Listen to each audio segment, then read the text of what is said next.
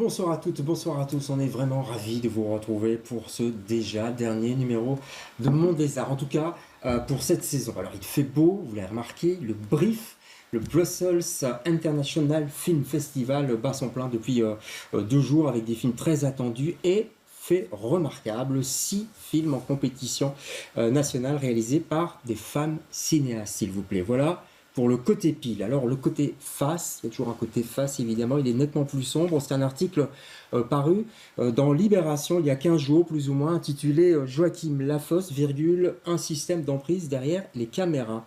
Article qui a ébranlé le monde du cinéma belge qui se croyait exempt de ce type de dérive. Il aura fallu tout de même, et soulignons-le ici, tout le courage de monteuses, comédiennes, scénaristes, etc., proches du cinéaste pour que le silence enfin se brise sur 20 ans d'emprise toxique et de harcèlement moral et sexuel. La semaine dernière, le collectif Elles font des films a rédigé une tribune pour, je cite, enrayer la violence systémique qui gangrène le paysage audiovisuel belge. Elles ont immédiatement été rejointes par une dizaine d'assos et de fédérations professionnelles du secteur, signe tout de même que le malaise est grand et dépasse de loin le cas isolé du cinéaste Joachim Lafosse. Alors on va essayer de comprendre un petit peu tout ça, comprendre ce malaise, comprendre ses causes et aussi les outils qui sont mis en place ou pas encore, ou pas suffisamment. On va voir tout ça avec nos invités. Mais tout d'abord, Leïla Albayati. Bonsoir, Leïla. Bonsoir. On est ravis de vous avoir. Vous êtes musicienne et cinéaste et vous présentez un film dans le cadre du festival qui parle de vous d'ailleurs, ouais. Entre autres, et de votre papa. De mon papa, de ma mère. De toute la famille en fait. Ouais. J'ai appris l'arabe à travers la musique, voilà, de l'Irak, de l'exil. Ouais. On va voir un extrait dans quelques instants. On parlait du Brief, donc Céline Massé. Et là, quand on parle du Brief, soit c'est Céline Massé, soit c'est Pascal Ologne, hein, parce qu'il y a 2 têtes en fait au-dessus. Ça se passe bien. Oui, ça se passe très bien. Depuis 2 jours, il y a du monde, parce qu'il fait beau quand même, mais bon. Oui, alors c'est bien parce qu'il y a le côté tout festif aussi et convivial, donc c'est très bien. Et puis en salle, les gens viennent voir les films. Donc finalement, on est content. Le beau temps, c'est bien. Et quand il y a du monde pour voir des films, c'est encore mieux. Et puis une très belle affiche, je trouve, cette année. En international et en national, oui. On va en parler. Alizée Honoré est avec nous. Bonsoir Alizée. Bonsoir. Cinéaste aussi, plutôt docu Plutôt docu et un court-métrage fiction en cours, de préparation. Donc, qui va se passer en Dordogne, vous m'avez dit. Alors le documentaire, se passe en Dordogne, oui. Celui-là, il est tourné, donc là, on est en post-production, donc on démarre le montage. D'accord. Voilà. Sur une femme agricultrice, c'est ça? Oui, voilà, exactement. Et vous faites partie du collectif Elles font des films, dont je parlais, vous êtes là aussi pour ça. Un autre membre, on dit une membre, c'est bizarre, hein? Oui, bon, on dit une membre du collectif, Alexandra Rice, bonsoir. Bonsoir. Merci d'être là, du collectif Elles font des films, réalisatrice aussi, comédienne. Vous vous occupez plus des questions de retraite, de précarité des femmes dans le cinéma? Elles font des films fonctionnent par groupe et que je suis dans un groupe qui s'appelle Statut d'artiste et que ce sont des préoccupations qui me touchent particulièrement et je suis aussi dans un groupe où on essaie de parler de l'après, donc aussi de la retraite et on essaie d'amener ce groupe à vivre et aussi. D'accord, toujours pour les femmes qui travaillent dans le cinéma. Absolument. Qu'elles soient réalisatrices, comédiennes, scénaristes, techniciennes du film. Allez, on va commencer par une bande-annonce. La vôtre, Leïla, ça vous va si je la passe? Oui, très bien. Ça s'appelle D'Abdoul à Leïla et vous allez vite comprendre pourquoi ce titre.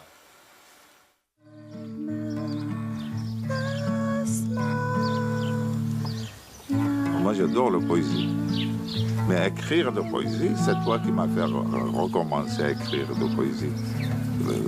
Moi, j'en étais de poésie, je sais pas, 50 ans.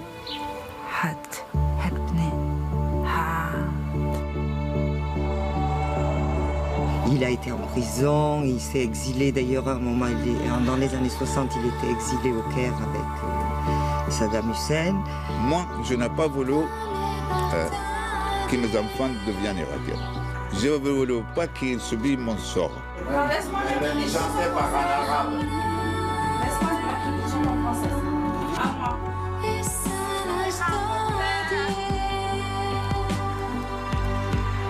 أنا كل شيء.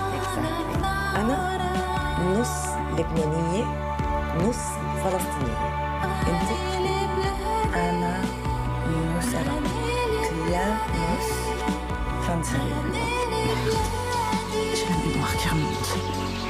Pendant toutes ces années, je revoyais une scène de Bagdad. Les États-Unis déclarent la guerre au terrorisme et déclenchent la deuxième guerre du Golfe, accusant Saddam Hussein de détenir des armes de destruction massive. Ismi, Fulana,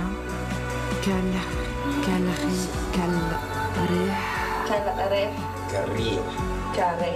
La ville est détruite, dans la lettre, comme Homs. C'est ça que je vois, qui me fait mal.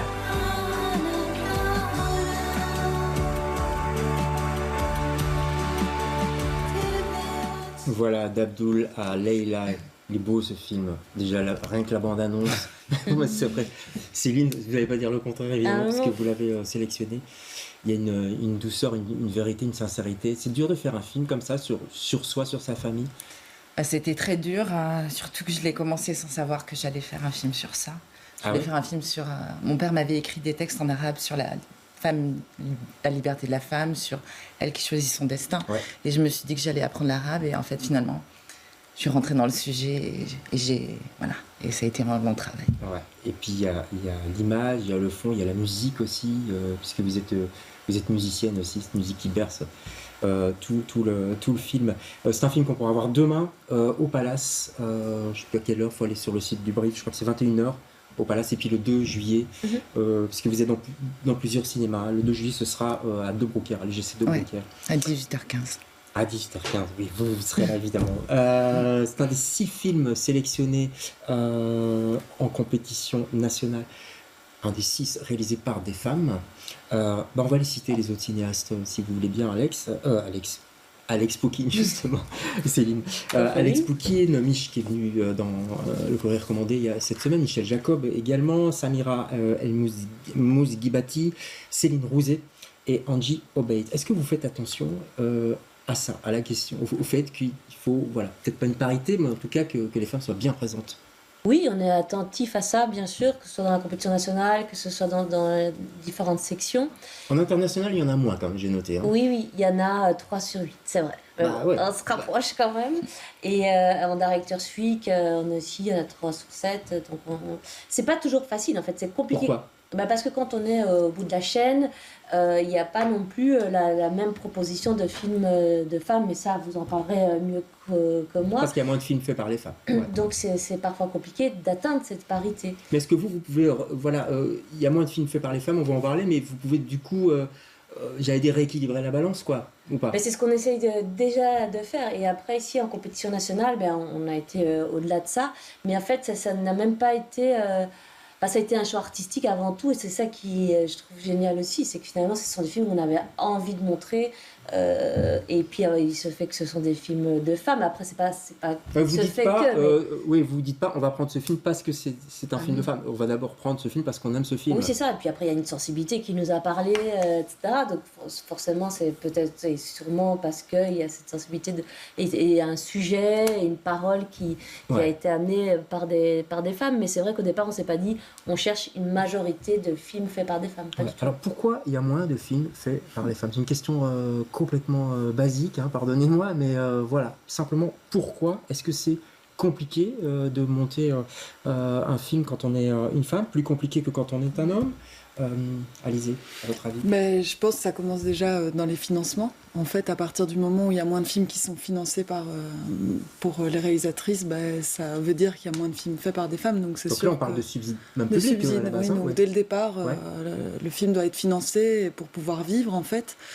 Donc je pense qu'en fait, il y a des réalisatrices. À l'école, on le voit, souvent, il y a une parité qui existe. Mais dans les écoles, il y en a, j'allais dire, il y en a plein, mais il y a une vraie parité, quoi. Oui, normalement, là, on n'a pas les chiffres, malheureusement, des écoles, mais en tout cas, dans ce qui est noté, on a pu voir qu'il y avait quand même une parité dans les écoles.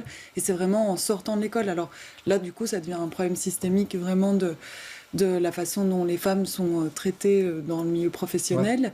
Et donc il y a pour certaines une envie de partir de ce milieu, en fait. Donc il y en a qui abandonnent très vite au bout d'un moment parce que souvent dans votre étude, enfin l'étude elles font des films et plusieurs, il y a Laza aussi, enfin vous êtes plusieurs, je crois. On montrait que souvent il y avait des femmes dans les premiers et deuxièmes films, et puis moins après le chiffre diminuait. Troisième film, il y en avait. Troisième film, il y en a beaucoup moins. Alors, si je me souviens bien, c'est une réalisatrice qui a obtenu ses subsides pour son 3e film en 10 ans. Comment on explique ça, vraiment peu. On le disait tout à l'heure, c'est systémique. Je crois qu'il y a une espèce d'habituation. Il y a beaucoup d'éléments qui rentrent en ligne de compte. Ouais. D'abord, une question d'éducation. Tout commence dans les écoles, dans le fait comment on traite un film et l'autre. Et comment on voit aussi la femme, l'image de la femme. Ouais. Après, il y a comment on regarde un dossier. Ouais. Comment on regarde un Donc là, dossier. vous parlez des commissions, des gens qui disent on va mettre de l'argent ou on va pas mettre d'argent. C'est ça. Ouais. Je pense qu'il y a des commissions qui sont très ouvertes, d'autres qui le sont moins. Mais ce qui est clair, c'est que au fur et à mesure, il y a des gens qui vont réussir à faire beaucoup de films. Donc, ils vont avoir une habituation du cinéma, qui vont pouvoir grimper et donc s'améliorer. Comme toute chose, quand on fait du vélo, on en fait beaucoup ou on en fait moins. Ce qui arrive si souvent, c'est qu'une femme va en faire 1, 2. Voilà, c'est ça. Et donc, il n'y a pas cette habituation. Et puis, il n'y a pas cette possibilité. Et au-delà de faire 1 ou 2 films à soi, il est clair qu'on a aussi des contrats extérieurs, des commandes, des choses qu'on nous demande, des choses pour la télévision. Et là aussi, c'est compliqué. C'est pareil, ouais. Pour les fictions, 21% des longs métrages en Belgique de fiction sont réalisés par des femmes. 21%. C'est dingue quand même. Hein. En docu, c'est un peu plus, 45%. On m'expliquera pourquoi. Je vous vois sourire. Mais pourquoi c'est un peu plus en docu? Ça reste minoritaire. Hein, mais... En fait, c'est que le documentaire, d'un coup, il y a moins d'argent en fait en jeu. La fiction, il y a beaucoup plus d'argent en jeu. Donc en fait, au final, quand on regarde le financement, il y a plus d'hommes qui sont financés que de femmes. Parce que le documentaire, en fait, c'est souvent des petites équipes. Donc on est en équipe réduite, donc ça coûte moins de sous. Et puis il n'y a pas les comédiens, les comédiennes à financer. Ouais. Donc la base, c'est vraiment une question d'argent, effectivement. C'est une question d'argent. Après, je pense peut-être ça rejoint aussi la question de la diffusion et de la programmation, mais c'est aussi qui va choisir les films qui vont être financés. En fait, si au départ on questionne la parité aussi d'un jury, peut-être que la parité, elle viendra aussi de ça, en fait. Ouais. Alors, vous l'avez dit, il y a beaucoup de femmes dans les écoles de cinéma qui font des études de réalisation, et puis après, en cinéma, dans le monde du cinéma, on les retrouve, et particulièrement d'ailleurs les femmes techniciennes, plutôt dans les métiers dits féminins, entre guillemets. Maquillage, costumière, script. Ça, vous confirmez aussi, les chiffres sont là pour le confirmer? C'est clair, ça change doucement. Hein, on voit doucement, j'aime bien le doucement. Enfin, j'aime pas, justement. Mais il est évident qu'il y a eu un regard pendant des années et que c'est difficile de changer le regard. Vous parlez de la mentalité des jeunes, enfin, le regard qui se fait dès le plus jeune âge. Et vous travaillez sur ça, vous, Alizée. Hein, vous allez voir un petit peu où je veux en venir avec votre extrait de film. Ça s'appelle Dérange ta cour. C'est très clair, en fait. C'est très clair, le plan séquence sur cette course à Saint-Gilles, je crois, une école de Saint-Gilles. L'école du Parvis à Saint-Gilles. L'école du Parvis avec tous les enfants. Regardez, on en parle après.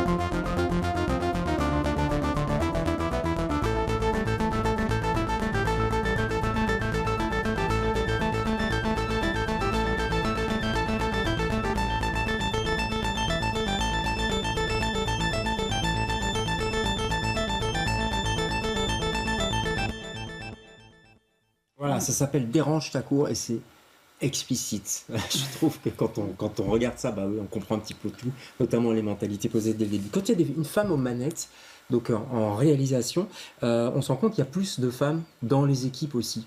Comme dit, les femmes, amener les femmes entre guillemets. Est-ce que c'est pas ça peut-être une piste pour essayer d'enrayer la violence systémique dans le paysage audiovisuel belge, c'est-à-dire qu'il y ait plus de femmes en fait dans l'ensemble des équipes? Je ne sais pas qui veut répondre. Alizée. Oui, je pense que logique, déjà hein. de base, oui, ce serait intéressant de travailler là-dessus. Je pense que la question des techniciennes dans les tournages, de toute façon, viendra de façon inhérente à ça, comme la question des femmes qu'on va voir à l'écran. quels sont les personnages qu'on montre, en fait, quelles sont les histoires qu'on nous présente. Ça dépend forcément de la personne qui va, au départ, être porteur ou porteuse de...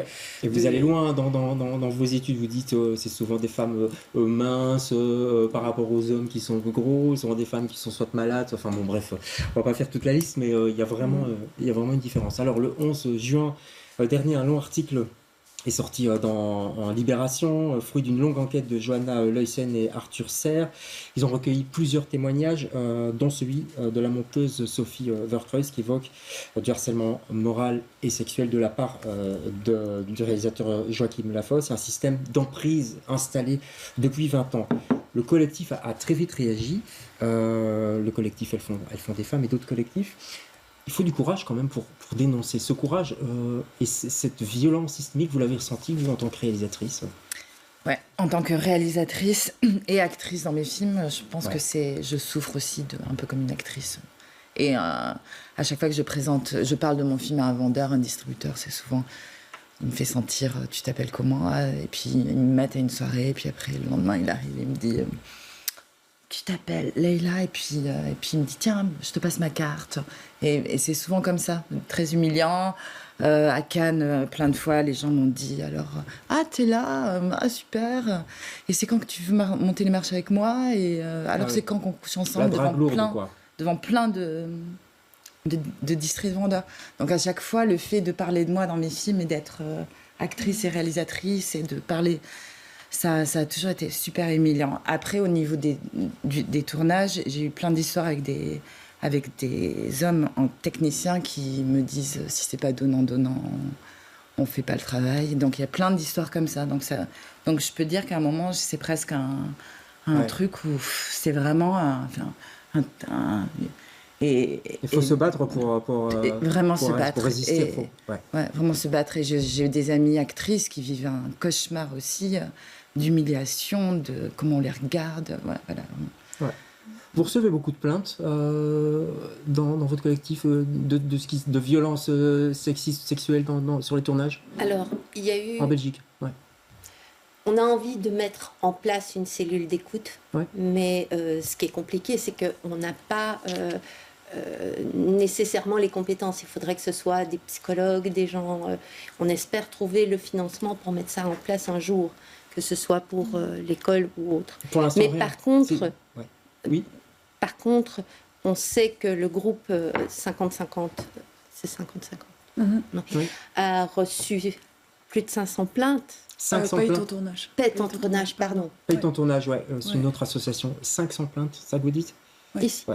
Et il y a plus de plaintes, c'est que l'association a décidé d'arrêter de récolter les plaintes. Parce que c'était trop, et le travail était trop lourd, donc elles ont arrêté la récolte des témoignages. Mais en gros, sur le site de Paye ton tournage, on peut retrouver les 500 témoignages. Ce qui est fou, c'est que donc il faut saluer, et encore, je resalue le courage des femmes qui osent parler, soit à des journalistes, soit effectivement à des associations. On n'entend pas trop justement les autres, le silence sur les tournages, le silence des hommes. Le producteur quand même, Jacques-Henri Broncart, producteur de Joachim Lafosse pendant 10 ans, lui s'est exprimé. On peut se demander aussi pourquoi il s'exprime seulement maintenant. Enfin, ça, c'est une autre histoire. Il n'est pas là pour s'expliquer. Est-ce que dans un festival, vous faites attention à ça, justement? Par exemple, est-ce que Joachim Lafosse, vous pourriez encore l'inviter ou pas? C'est un peu compliqué. Pourquoi? Mais parce que, justement, il y a toute cette polémique, il y a toutes ces plaintes aussi. Donc, c'est vrai que... oui, ce serait... ce serait aussi nier la parole de toutes les femmes qui ont eu envie et besoin de dénoncer certaines choses. Donc oui, on va faire attention aux invités qui sont présents au festival. Après, il y a des choses qu'on ne sait pas, énormément de choses qu'on ne sait pas non plus. Donc on peut très bien inviter des gens et puis quelques années après, on apprend des choses. Mais sinon, c'est sûr qu'une fois qu'il y a quelque chose de déclaré, avéré, c'est quand même délicat de quand même les inviter, de mettre sur un faire semblant de rien et de faire semblant de bien sûr. Ou des gens comme Jacques Doyon qui va sortir un film, là c'est des faits extrêmement graves. Je sais pas s'il faut faire des échelles d'ailleurs, donc il y a quand même vous faites quand même attention. Oui, bien sûr. En tout cas, moi, j'ai eu plein de directeurs de festivals qui m'ont vraiment fait sentir, des hommes, qui m'ont fait sentir, ah, viens, tout ça. Et en fait, quand j'ai dit non, après, tout d'un coup, c'est vraiment, je suis arrivée au festival et le film n'est pas mis en avant, tout ça. Et ça m'arrive plein de fois, ça. Des festivals en France ou en Belgique? Dans le monde mondial. International, ouais. Donc des responsables de festivals. Ouais. Ah oui, ça c'est quand même assez grave. On parlait en préparant cette émission des castings, c'est aussi un moment très délicat, les castings. C'est là aussi où il y a du harcèlement. Il y a des choses qui se passent, parce qu'en fait le casting c'est mettre en avant son corps. Ouais. Donc évidemment il y a des casteurs en Belgique qui sont tout à fait corrects. Ouais. Mais il y a le problème est toujours où on passe et surtout qui est le producteur, qui est le réalisateur. Et là, on entend des réflexions qui peuvent être vraiment, vraiment déplacées, humiliantes, et ça arrive fréquemment. Donc, généralement, les directeurs de casting sont care, mais le reste, c'est extrêmement humiliant. Moi, j'ai des amies actrices qui m'ont dit avoir été tellement harcelées, et puis on leur dit tu te mets toute nue là, enfin, alors que c'est pas du tout un rôle c'est pas pour ça qu'elles vont faire un casting. Et après, quand elles disent, je leur dis mais dénoncez ça, et elles me disent on peut pas. L'agent dit non, ça va pas t'aider. Donc elles le font pas, donc elles dénoncent pas. Donc, on va voir.